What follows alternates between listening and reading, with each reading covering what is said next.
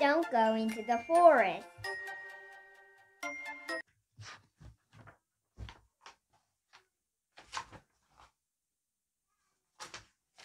At the contact, Part 1. On Sunday afternoon, our family arrived at the cottage. My friend Leon and Marco were with us. It's hot, said Leon. I'm thirsty, complained Marcos. Hold on, I said, and went to find my mother. Can we go to the store and buy ice cream? Sure, said my mother. Buy some ketchup too, please. We'll roast hot dog on the bonfire tonight. She gave me some money. Be home in the time for dinner, and don't go into the forest. When we got to the store, we bought ice cream and ketchup. Then we walked to the beach. Some big kids were playing ball. Let's watch, said Marcos. We can't stay for a whole game, I told them. We have to back by dinner. Can we cut through the forest? Asked Marcos. No, my mom thinks something bad could happen, I said. Like what? Leon asked. The little people might get us, I said. Who are they? Marco asked. I'll tell you a story, I said. Little people. Please take this apple to the market, Jenna's mother said. Your brother can go with you. I don't want to, said Tate. You must help your sister, my mother told him. But don't go into the forest. Remember, the little people were creatures who took care of the forest. The children tumbled in the woods. They would catch them and chew their fingernails. Jenna carried the basket and Tate walked behind. Soon they came into the forest. Tate jumped from the road and hid behind trees. Get back on the road. Remember the little people, said Jenna. Make me. Tate called back. Come now, or I'm leaving without you. Jenna warned. Good, Tate. I didn't want to come anyway. The little people will get you, Jenna said. Ha, Tate laughed. Why couldn't I have sister instead? Jenna sighed. I pick him up on the way back, she told herself. Then she left. After Jenna was gone, Tate got so bored. He sat on the ground and closed his eyes. Now, we happen.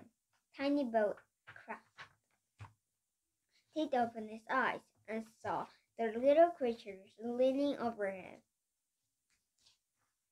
He tried to get up and run, but he couldn't move. He tried to scream, but there was no sound. By the time Jenna had sold the apples, all anger was gone. I hope Tate is waiting by the road, she thought. But when Jenna reached the forest, she didn't see him. Tate, she called. Let's go. There was a repeat reply. Jenna started to panic. It's the little people, Tate, she called. As she reached the forest, she came into the thick bush. Something was digging up. A sheep, Tate, Jenna whispered. She crawled into the bush. Tate was teeth and hid under a bale of branches. The little people must be saving him for dinner. They would be back later to chew his nails. Jenna untied Tate and helped him to the road. They ran all the way home. When they were safe, Jenna said, "Next time, do as you're told." Tate said he would, and he did.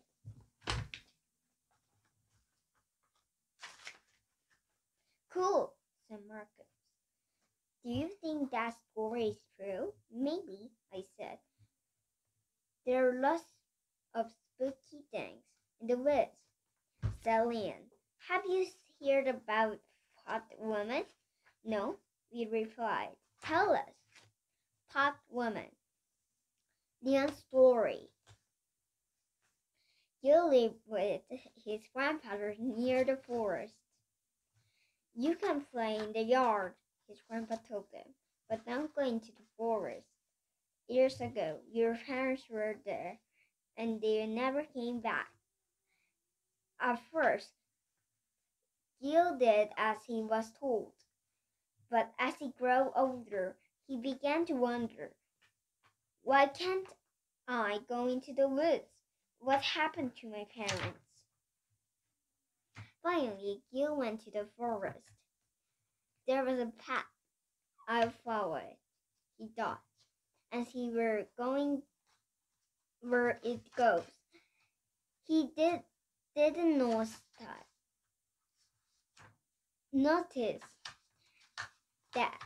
that it was getting late. Soon it was too dark. "I see the path. I'll never find my way back now," Gil thought. "Tomorrow, when it's night, I'll find my way home." Gil tried to sleep, but he heard a strange sound coming from his ground visit. He dug into the dirt. He found a skull. It was talking. "Listen," said the skull. "The woman lived in the forest. She walked among the trees, carrying a big pot. She pointed the pot at any people she sees and stuck them in. Then the woman is them. She ate everyone who comes here. She ate me. She will eat you too." "What can I do?" asked Gil. "Hide, or a Pot Woman will find you," the skull said. All that night, Gil dug in the ground with his hand. Then the hole was deep enough. He burned himself, leaving one just eye and his nose went uncovered. Early the next morning, Gil spied the woman with a big claw walking toward him. She was pointing the pot and left right. She passed right over Gil and disappeared behind trees. Gil dug himself out and he ran the other way. He didn't stop until he was out of the forest and back at his grandpa's house. "You've been in the forest, haven't you?" asked his grandparents. "You're lucky to be alive. You must never go there again." Gil promised he wouldn't, and he never did. "I bet the Pot Woman gobbled up his parents," said Marcus. "I looked at watch. "We should go," I told them. "Wait, it's trying to tell a story," Marcus said. "This one is about birdlands." Marco's stories. Chino was walking alone. He stopped at an inn for dinner. "Do you need a room?" the innkeeper asked. "No, I have to keep going," Chino said. "My friend is escaping me." "But the road goes through the woods," said owner. "Take the advice. Don't go into the forest." "Why not?" Chido said. "There are strange people living there," replied the man. "They have eyes and cats. They're called Burblanks." The owner leaned closer. At night, Burbling turned into heads with wings, and their eyes glow. They make outcries, but as they got closer, they become quiet. When they are really near, the owner whispered.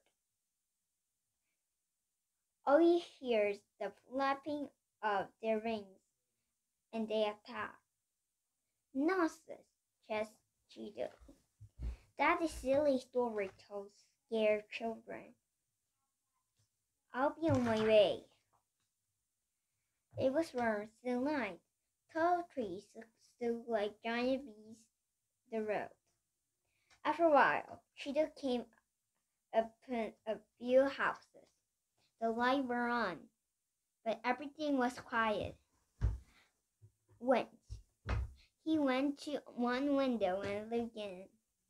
Nobody was there, but water is flowing on the stove.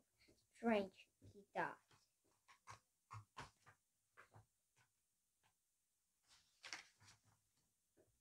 Then he heard crying. He looked around. No one's there. The crying stopped. Then he heard another sound. Flee, flap, flee, flap, flee, flap. It sounded like the wings. The air around him moved as if a giant fan was blowing. Between the trees, glowing cats and eyes danced up and down. Cheetah began to run. The eyes were around him. He saw his friend's farmhouse. Someone came out of the house. Then everything went flat. When Cheetah he was in the bed. His friend sat beside him. "Who are they?" Cheetah cried. "Who?" asked his friend. "The Burblanks. They were after me." "You must have hit your head when you fell," said his friend. "He's shiny, narrow." "Oh, you're imagining things." Cheetah's friend left the room. "Why doesn't he believe me?" Cheetah wondered. Something was different about his friend. Something about his eyes. There was cry from outside the room. The door burst open and cold wind rushing. The ground filled sound. Leaf flap, leaf flap. At the cottage, Part 2. Woo. Marco flapped his arm. "I'm coming to get you." "I'm babbling." "Stop that. What time is it?" I asked. "It's 6:30, replied Leon. "We better get a shortcut through the forest," said Marco. "But Mom said not to go there," I replied. "She also said not to be late for the dinner," added Leon. We all stepped into the forest and walked for a long time, but something was wrong. It was getting dark, and we were still walking. "Some shortcut," said Marcus. "Do you really know the way?" "Yes," I said. "But maybe was I wrong?" "Look," said Leon. "I think we passed this tree before. We're walking in the circles." "I have to think," I said. I sat on the ground. When I looked up, the woman was coming our way. She was carrying a big bag. "Come on it," I screamed, and started running. Leon and Marco were close behind. There was buzzing in my ear. I tripped and trembled. My shirt was wet. I coupled in my clothes. ice cream. What happened? Leon asked. I'm bleeding, I cried. Marco whispered his finger on my shirt and licked it. Ketchup, he said. You popped and lied you fell. I felt much better. We stepped out of the forest, enough for where we started. A car was coming down the road. It stopped. It was my mother. Boys, where are you? She asked. I was worried, sick. We phoned the store. They told us you left hours ago. We got lost in the forest, I told her.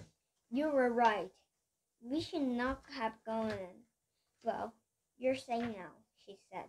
She drove us back into the cottage. The bonfire was burning, and our neighbors were there too. Go and have something to eat, said my mother. Look at the picnic table. My heart stumped. The pig pot was sitting there. What's that? I asked. We're having a potluck dinner, said my mother. Mr. Brown thought some chill. Don't you want some? I'll just have a hot dog, I said. Let's eat inside, said Leon. Mouth-wide as we left. Hey, Marcos. Hey, said Marcos. Does your eyes look kind of strange? Thank you for watching. Bye.